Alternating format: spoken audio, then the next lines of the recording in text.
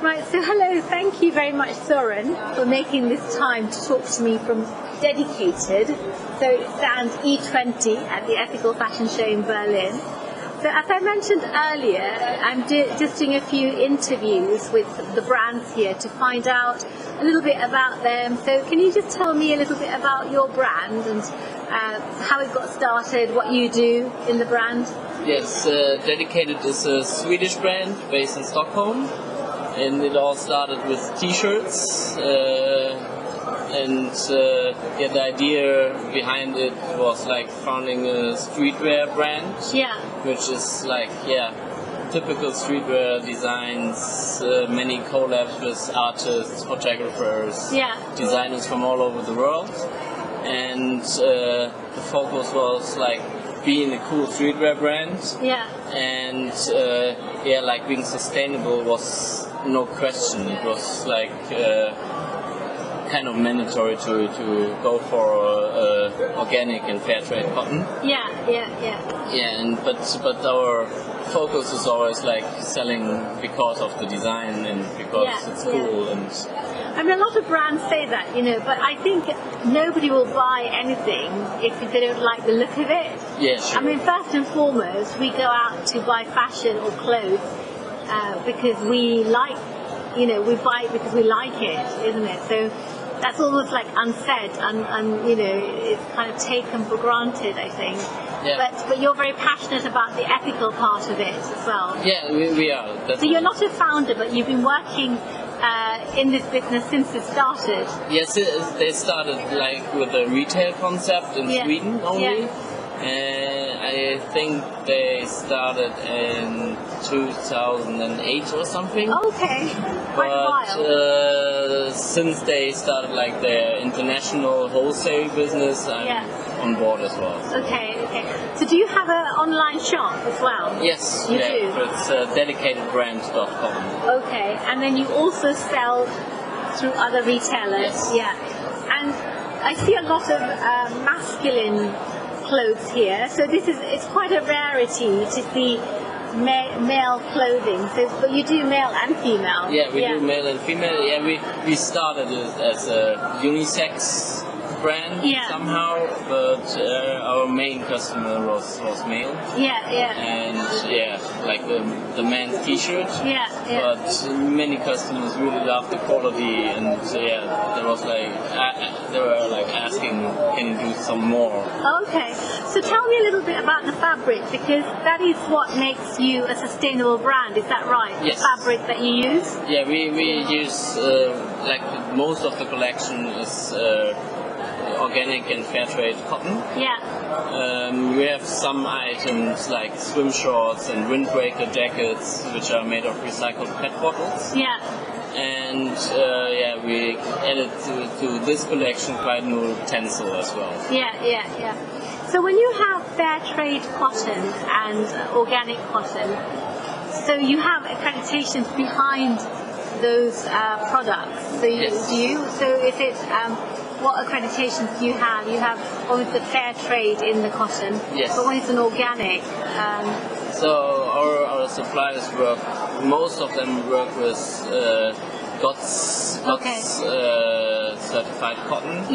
But the brand itself is not GOTS certified. It's just fair trade certified. But, majorly, the whole collection is organic.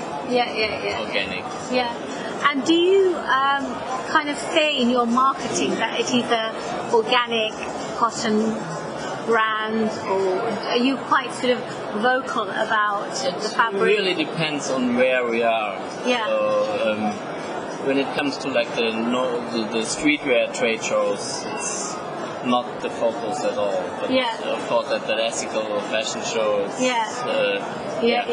we tell. But our philosophy is always like not really to say it loud.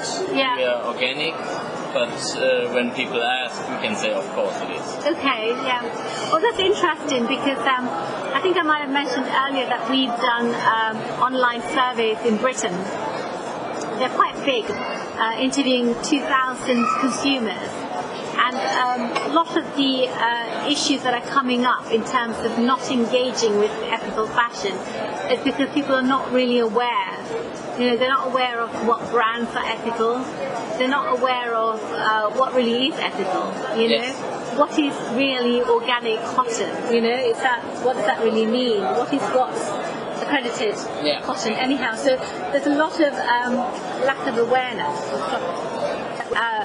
Brands like yourself are producing these garments, but do you think there is kind of a need perhaps for ethical brands to talk a bit more about how they're ethical and explain that to the consumer? Because because who is actually going to educate the consumer if it's not the ethical brand who's actually practicing it? Yeah, it's really, really hard to say because there's so many different types of consumers. And, many, from my point of view, many people want like ethical fashion, but they are not willing to pay more for that. So, it's really, really good question. So. Yes, it's interesting because I think a lot of the brands, because they're quite small, they have a passion and they follow that passion.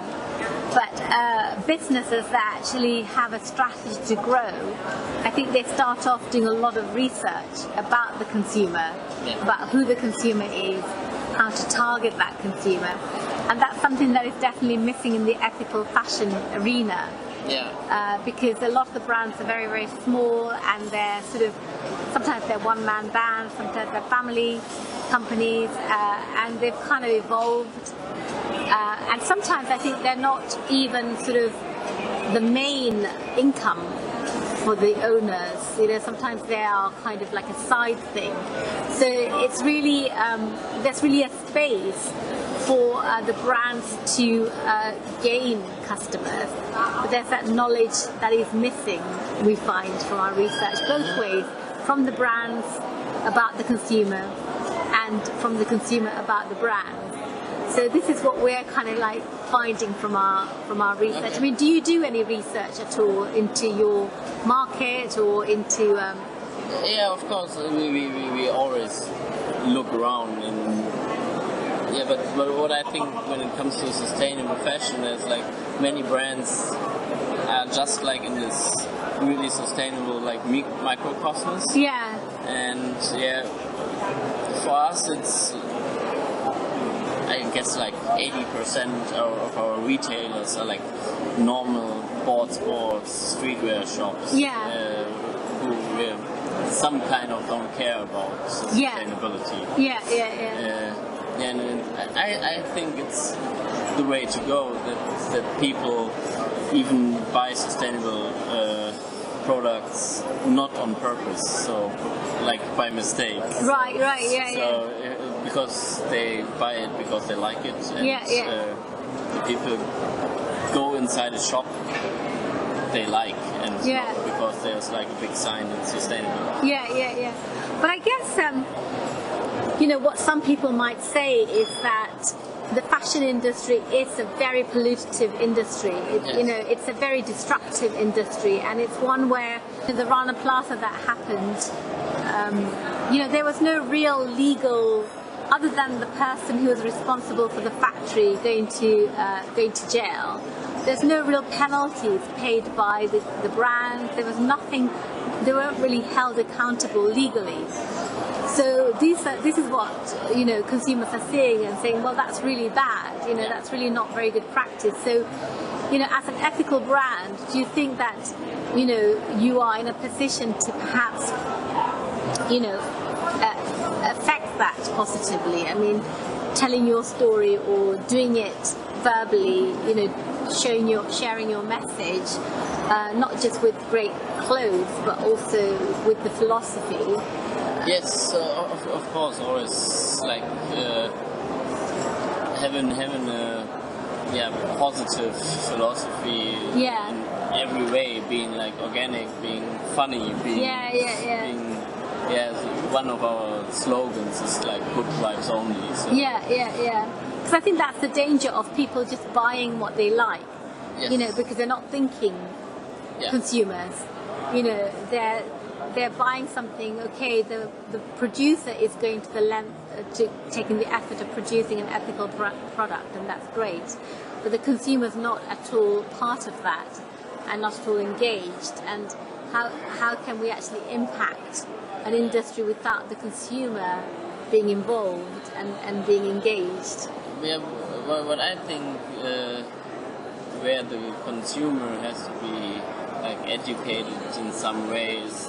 Not, I think things like Rana Plaza lead to that some brands have like a really bad image now, and some people, have an awareness to not go there. But it's like this really cheap fast fashion thing. I think what people need to know that there are even really expensive brands as well. Doing these kind of productions. It's not only Primark, for example.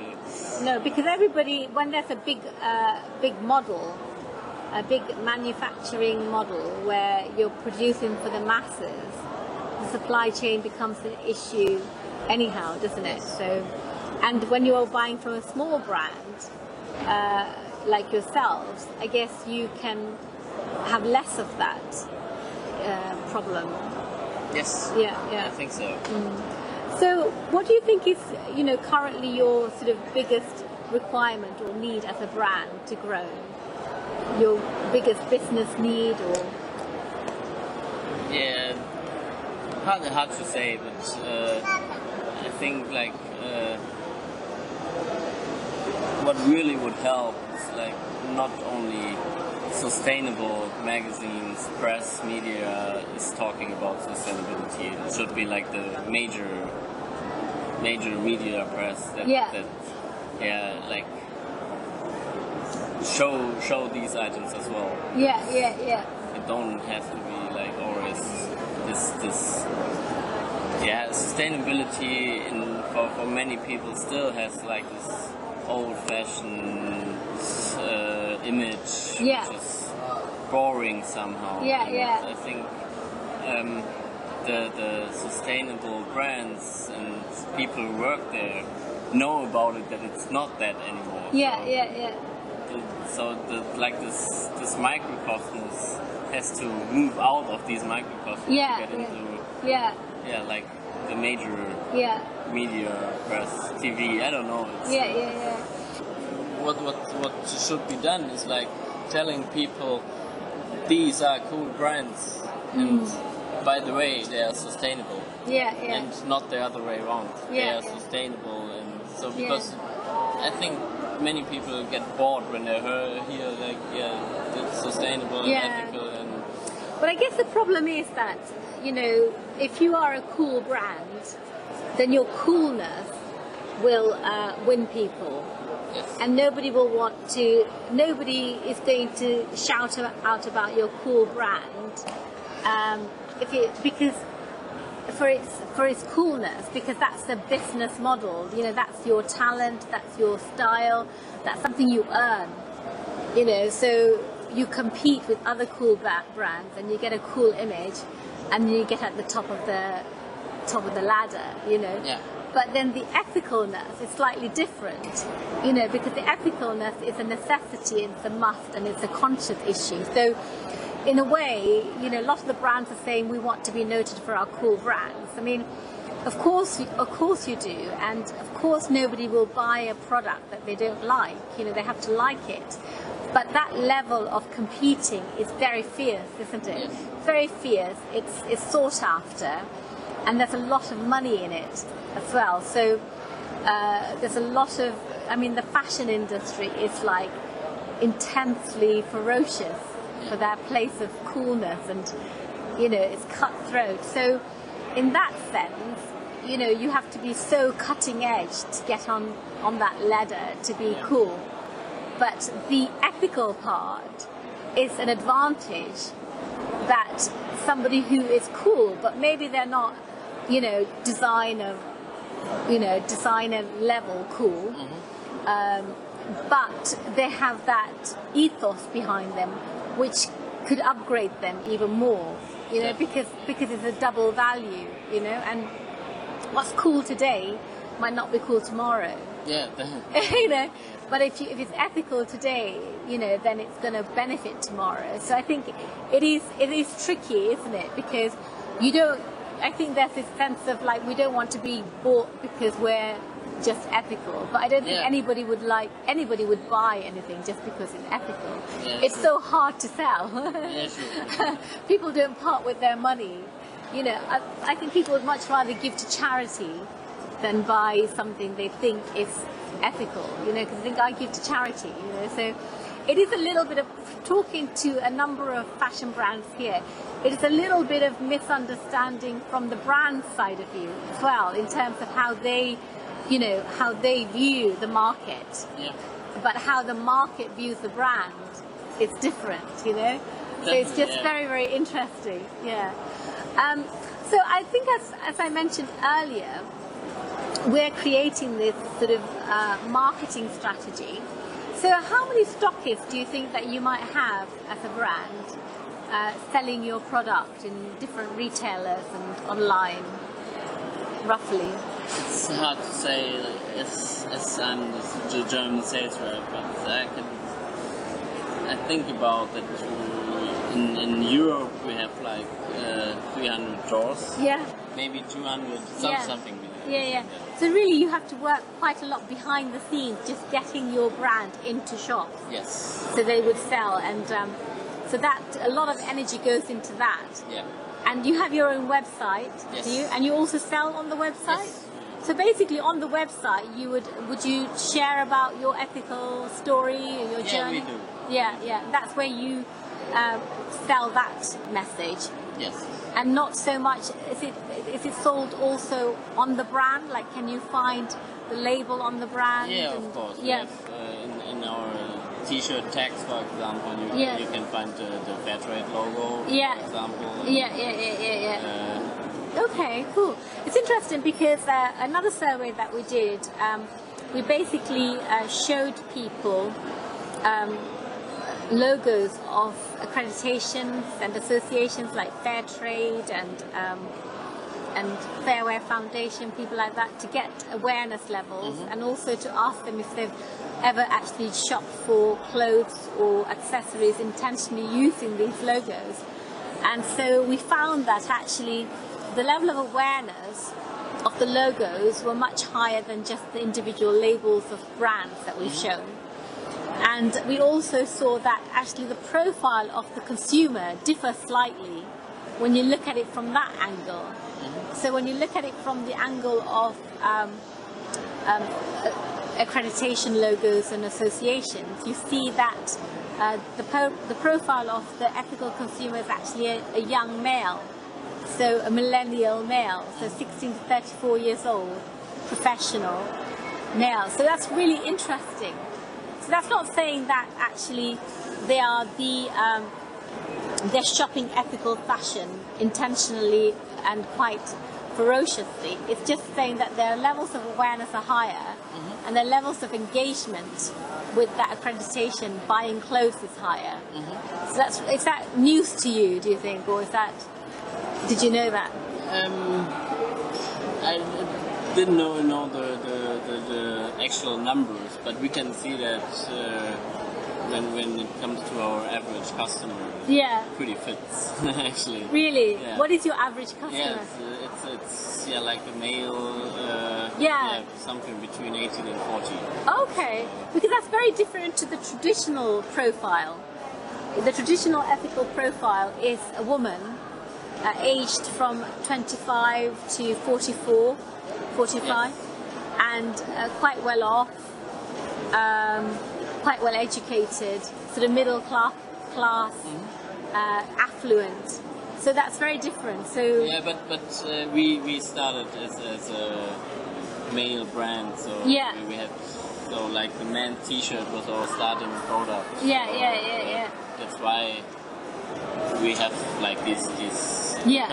I guess. Yeah. I think many brands start for females. Yes, yeah.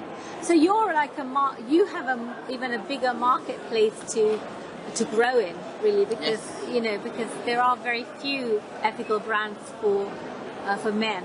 Yes, and that's what we hear all the time. It's Yeah. like, yes, Yeah. cool to have something for men Yeah. as well. Yeah. Great. Well, great, Soren. Thank you so much for your time. Yeah, thank I you. think we've had quite a long time because of the in and outs, but thank you very much. Thank you.